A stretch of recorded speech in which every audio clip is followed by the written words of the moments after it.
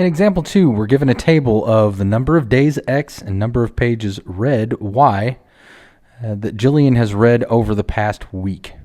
And we're given that per day. We're told to assume the relationship between days and pages read is linear. And we're asked to find and interpret the rate of change and the initial value. So when we have a table like this, to find the rate of change, there are a couple methods, but what we typically do is we're told that it's linear, so each one of these should be the same.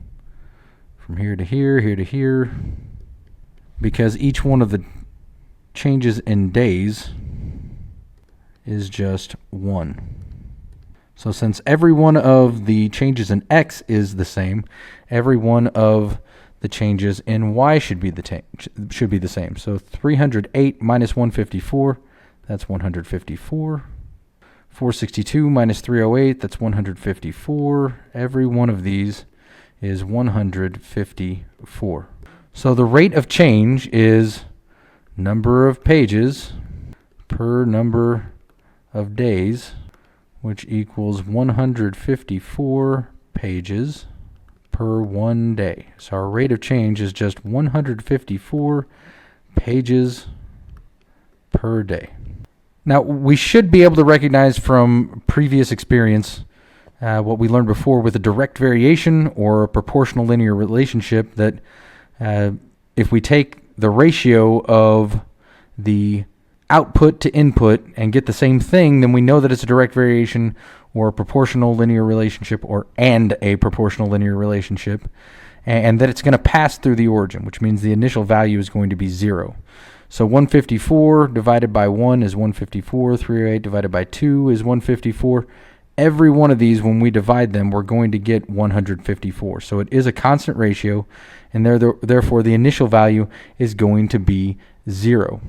Now that said, we'll go ahead and verify that by using our point slope form. We can pick any point that we're given: 1, 154, 2, 308, 3, 462. We'll go ahead and use the first one since it involves 1, which usually makes it a little bit easier. So y minus 154 equals m, which is our rate of change, 154 times x minus 1. So y minus 154, distribute the 154, and we get 154x minus 154. We add 154 to both sides, and we get y equals 154x.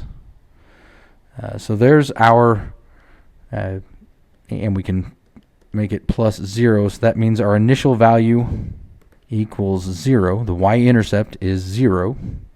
And that means that Jillian had initially read no pages. So Jillian started with having read no pages.